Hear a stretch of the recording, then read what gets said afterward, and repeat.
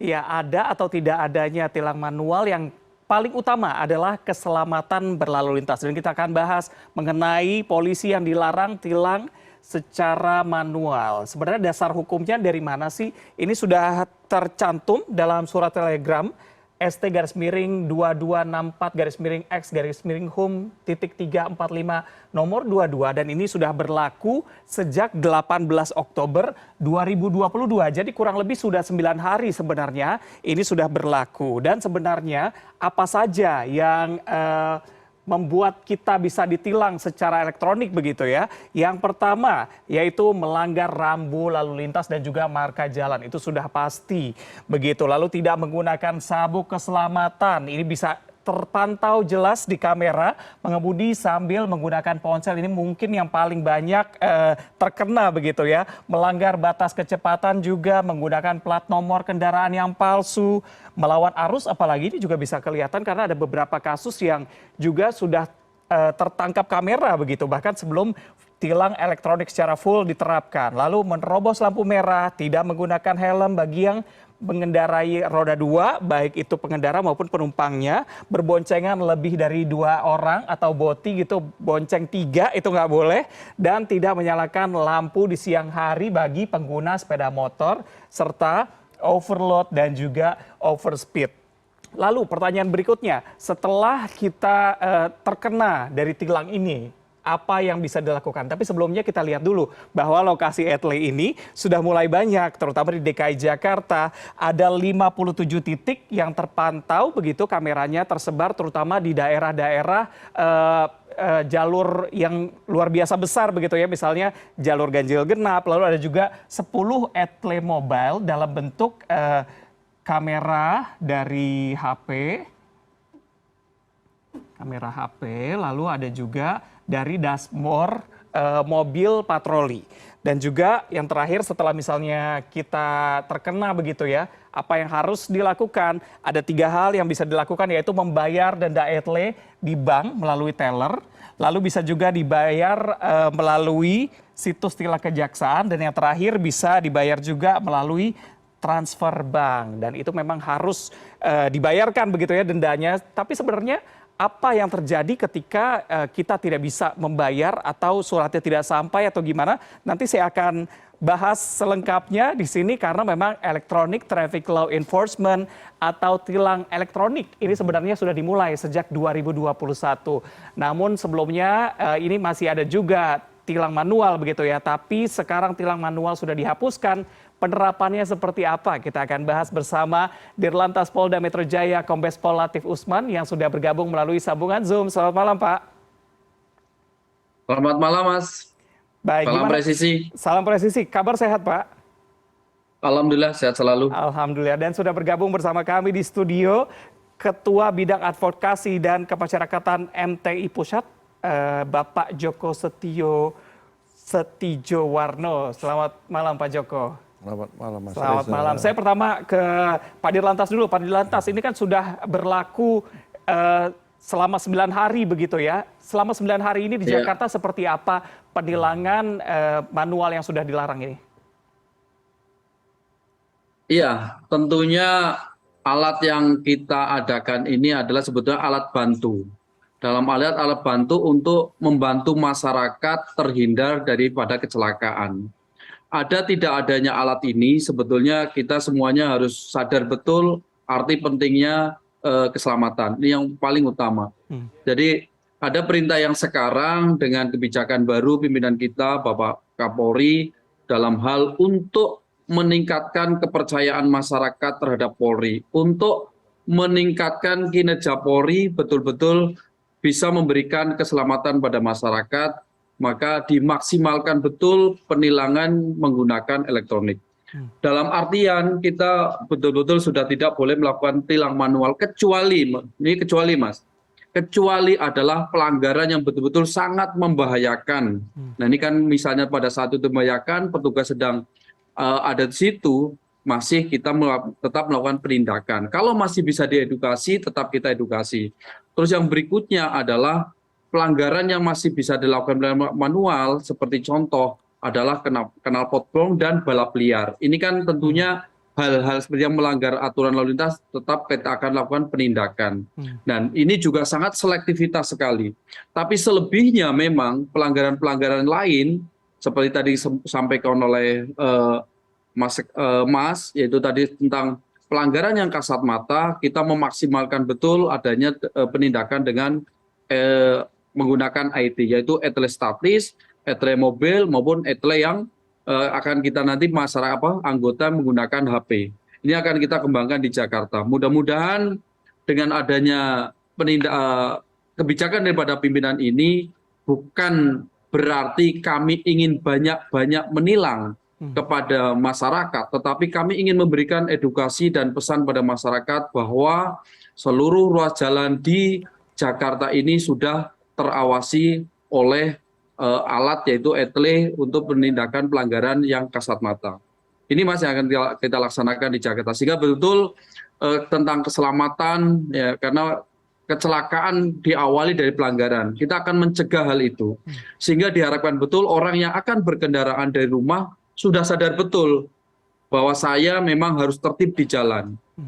Karena pertama memang ini merasa dipaksa, akan merasa terpaksa, tetapi lama-kelamaan diharapkan betul-betul masyarakat akan sadar bahwa seluruh jalan sudah diawasi dan mereka menunjukkan kesadaran untuk masalah menjaga keselamatan. Ini Mas yang kita laksanakan. Baik. Jadi memang harapannya seperti itu. Ada atau tidak polisi di lapangan, tetap kita tidak bisa diharapkan untuk tidak melanggar lalu lintas begitu ya. Tapi selama 9 hari ini penerapan apa saja pelanggaran yang paling banyak terjadi, Pak?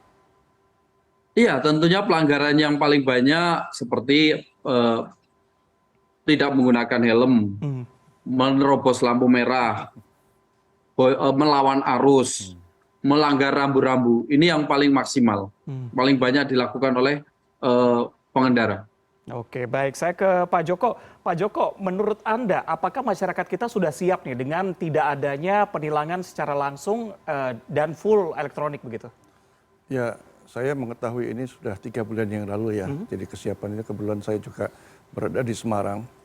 Jadi di Lantas Jawa Tengah sudah menyiapkan ini. Jadi kebetulan ini ada proses house etle. Saya kira ini teman-teman kepolisian tidak hanya di Jakarta, di daerah pun mereka sudah siap. Iya. Artinya ya memang kalau di Jakarta kita lihat etle yang statis kan cukup banyak. Kalau di daerah nggak sebanyak Jakarta, beberapa titik ya. Tapi nanti kan dibantu dengan penilangan yang modelnya mobile tadi, ya entah teman-teman dari polisi yang pakai mobil maupun menggunakan sepeda motor. Nah tidak bisa tidak, ini harus semuanya harus siap lah. Artinya masyarakat pun harus bisa menerima karena tujuannya kan tidak ada sentuhan tadi, ya ingin menghilangkan hubungan antara yang ditilang dengan yang menilang. Yang selama ini kan saling mencurigai, saling menuduh. Nah ini harus dihilangkan. Mungkin ini salah satu upaya lah, ya, mengurangi. Baik. Saya ke Pak Latif. Pak Latif, ini apakah dengan adanya larangan tilang di tempat sejauh ini bisa membuat masyarakat jauh lebih tertib berlalu lintas? Ya, insya Allah bisa tertib. Yakin saya dengan adanya kebijakan ini, insya Allah akan bisa lebih tertib daripada kami masih menggunakan manual. Karena kalau manual seolah-olah kami di tengah masyarakat sebagai lawan. Ini yang tidak kita harapkan. Tapi dengan adanya secara elektronik ini, secara keseluruhan, ini akan memaksa masyarakat akan sadar. Ya kita nanti akan evaluasi 1 bulan atau 2 bulan ke depan. Bagaimana tingkat kedisiplinan kalau nanti ini sudah semaksimal mungkin penerapan tilang elektronik dilaksanakan di Jakarta. Kami akan melakukan evaluasi itu nanti. Pada saat ini memang sedang mengejar untuk yang 10 etle mobil ini. Dan mudah-mudahan nanti di bulan Januari kita sudah ada penambahan etle mobil sebanyak 30 unit lagi. Saya yakin dengan 10 aja ini sudah cukup, tapi nanti apabila ada penambahan 30 unit lagi, saya yakin Jakarta bisa tertib. Oke, Pak Joko, bagaimana menurut Anda? Apakah nantinya masyarakat bisa sadar dengan sendirinya begitu? Ini proses ya. Tentunya nanti kan ada evaluasi juga dari setiap Polda juga melakukan evaluasi. Saya kira setiap daerah mesti akan berbeda-beda hasilnya kan. Harapannya dari evaluasi itu ada peningkatan lah kepatuhan dari masyarakat. Tapi apapun itu satu proses, tidak bisa seketika patuh enggak. Tapi ini artinya penindakan ini kan tidak hanya pada waktu tertentu. Ya sepanjang masa aja dilakukan, artinya kan bebas ini. Kalau biasanya kan ada operasi tertentu kan 1 bulan atau 2 minggu ya. Atau ini kan sudah kapanpun bisa dilakukan. Betul, betul. Ya kan? Nah ini kan berarti bisa lebih leluasa dan lebih efisien. Ya, ketimbang nanti ada operasi harus berhenti di mana, mengumpulkan sekian orang, itu juga harus keluar biaya. Ini jauh lebih efisien tadi. Betul, betul. Dan ini yang cukup menjadi pertanyaan dari masyarakat juga nih, Pak Joko dan juga Pak Latif, bahwa memang tadi Pak Latif mengatakan nantinya di Januari akan ditambah 30 lagi kamera mobile begitu ya, yang itu tidak bisa kita perkirakan ada di mana. Karena kalau misalnya kamera Etle itu kita bisa tahu titiknya di mana saja begitu. Tadi ada 57 sejauh ini di Jakarta. Tapi Pak Latif gimana melihatnya? Optimiskah masyarakat kita nantinya akan jauh lebih tertib berlalu lintas begitu?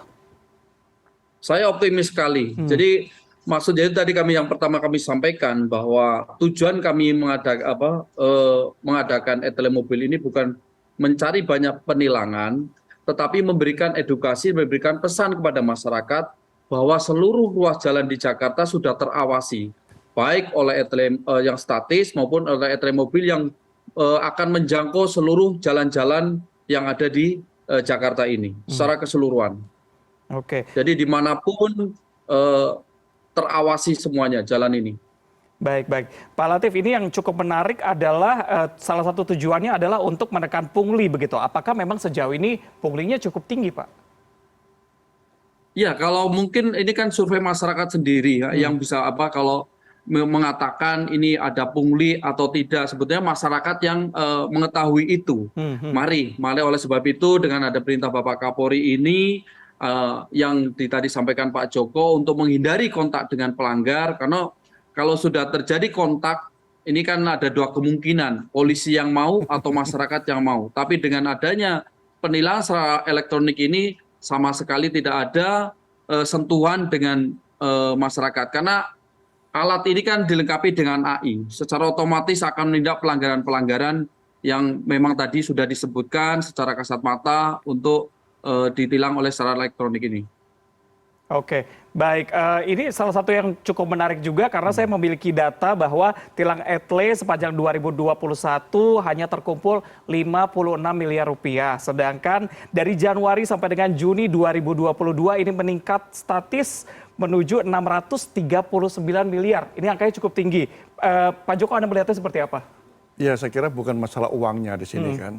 Tujuannya kan tadi biar masyarakat tertib. Tadi disebutkan oleh Pak Latif bahwa kan terjadi kecelakaan itu karena ada pelanggaran. Betul. Padahal korban kita itu dalam 1 jam sudah 3 orang meninggal dunia. Itu seketika, bahkan lebih dari itu kan. Nah ini kan harus diturunkan. Tiap tahun tidak pernah turun angkanya itu. Itu tujuannya menurunkan angka kecelakaan juga. Ya, karena pelanggaran akan menurun, otomatis nanti angka kecelakaan juga akan menurun.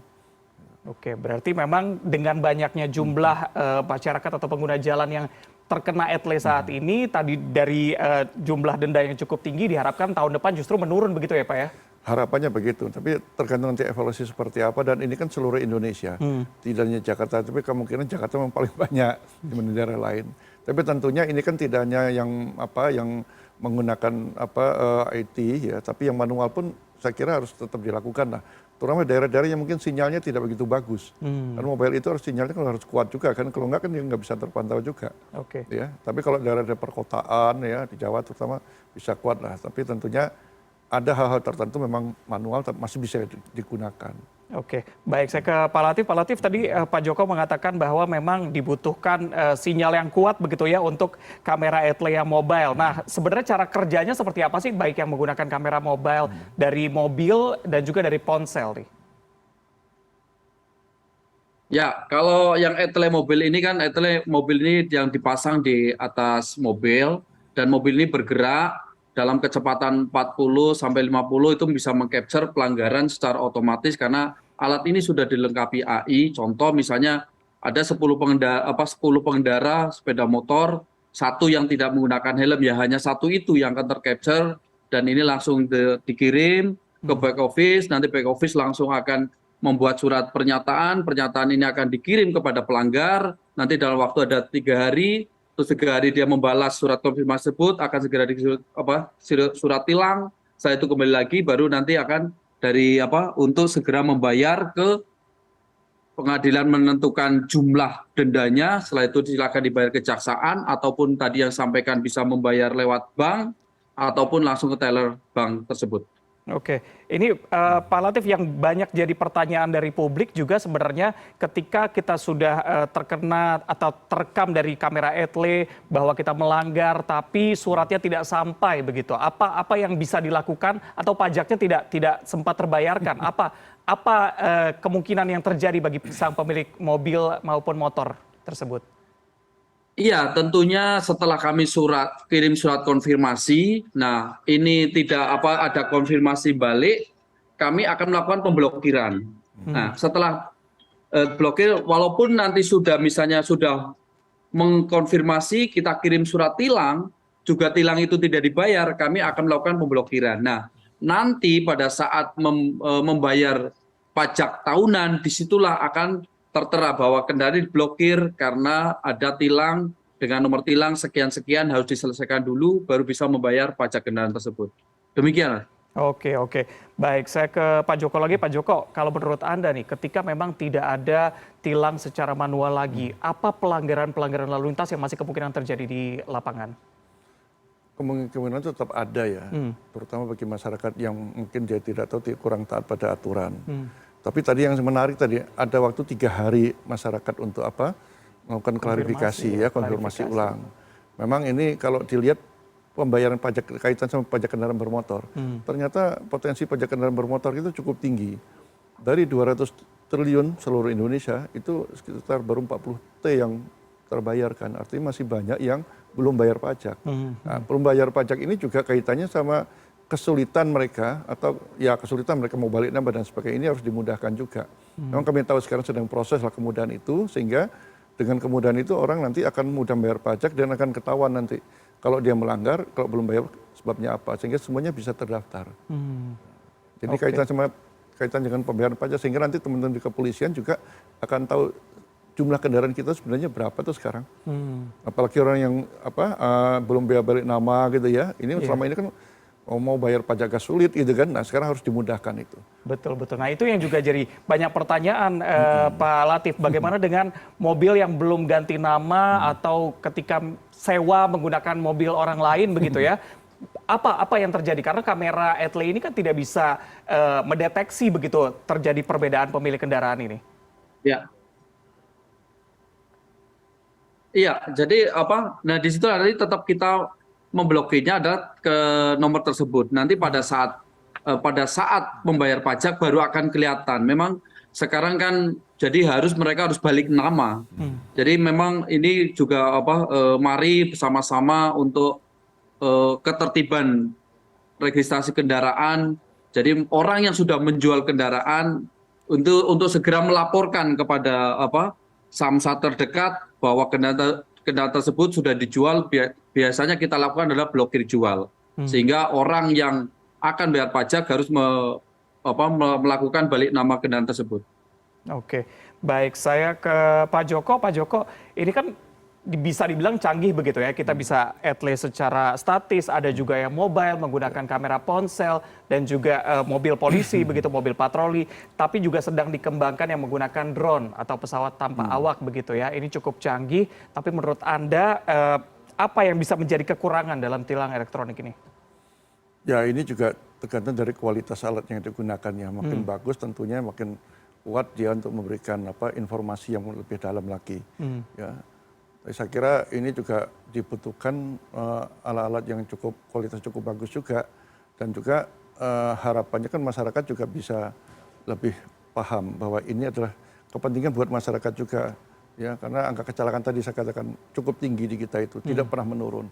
Ya, dengan kesadaran seperti ini, ya di sisi lain memang menghilangkan pungli, di satu sisi juga ya masyarakat akan menjadi lebih selamat dalam berkendaraan di jalan raya. Betul. Kalau saya bisa mengquote begitu, katanya kan jadilah pelopor keselamatan berlalu lintas begitu, karena ada atau tidaknya polisi yang menjaga di jalan, keselamatan kita penting karena ada keluarga yang menunggu di rumah begitu ya. Terima kasih sudah bergabung bersama kami di Lantas Polda Metro Jaya, Kombes Pol Latif Usman yang sudah bergabung melalui sambungan Zoom, dan juga Ketua Bidang Advokasi dan Kemasyarakatan MTI Pusat, Joko Setiowarno. Terima kasih, salam sehat, selamat malam.